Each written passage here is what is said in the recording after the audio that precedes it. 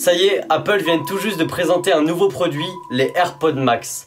Ils sont sortis aujourd'hui à 14h30 et on va voir qu'il y a pas mal de nouveautés et surtout que c'est un nouveau produit. Au début on s'attendait à des AirTags, peut-être en fin d'année c'était ça, les AirTags, ou l'Apple TV par exemple, il y en a même qui disaient des Apple Glass, mais non, on a eu les AirPods Max. C'est un casque hi-fi, donc haute fidélité, donc ce ne sont pas des écouteurs, ça englobe toutes les oreilles, c'est vraiment un casque, et il est disponible en 5 coloris. Comme les AirPods Pro, il dispose de la réduction de bruit, qu'on peut enlever et ajouter, il dispose aussi du mode transparence, il a aussi un Digital Crown, comme ce qui est présent sur l'Apple Watch, donc c'est très joli. Il a une forme assez particulière pour s'adapter à tout type de tête, les petites, les grandes, donc l'arceau au sommet qui relie les deux oreillettes est dans un tissu appelé un tissu mesh, et la structure est en acier inoxydable. Vous le voyez, c'est un casque très premium avec des matériaux très nobles. Et les oreillettes, enfin ce qui entoure les oreillettes, les espèces de boîtiers, sont en aluminium anodisé. Le Digital Crown, comme sur l'Apple Watch, permet de changer de piste,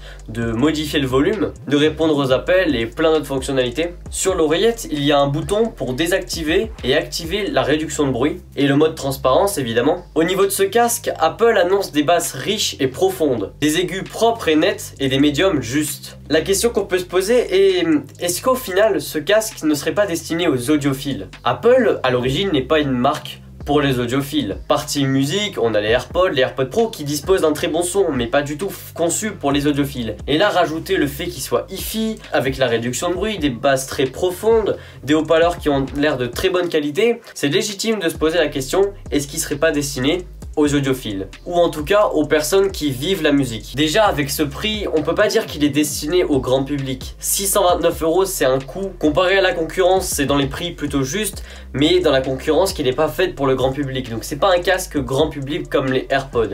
Déjà que les AirPods Pro étaient destinés aux gens qui aimaient vraiment le son avec l'ajout de la réduction de bruit.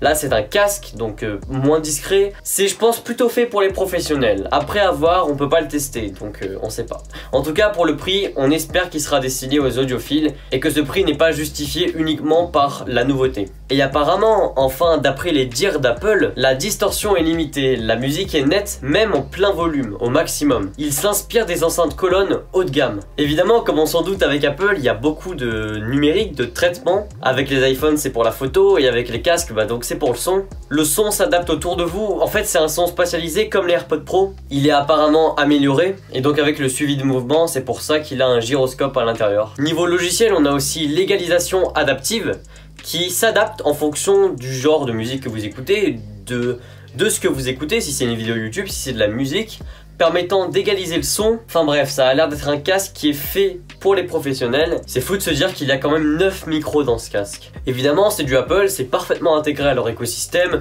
Comme les AirPods, vous le prenez, vous le mettez sur vos oreilles, il se connecte automatiquement. C'est comme les AirPods, c'est parfait. Mais à contrario des AirPods, on peut pas le recharger dans un boîtier de charge. Heureusement, sinon le boîtier ferait la taille d'une maison, clairement. Non, il est livré avec un étui qui conserve la batterie en plaçant le casque lorsqu'il détecte qu'il est dedans en mode de basse consommation. Ce casque a une bonne autonomie, Apple promet 20 heures avec le mode de réduction de bruit activé et il se recharge en Lightning.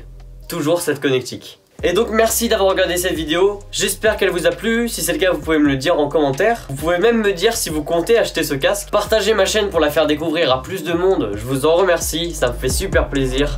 Allez, salut.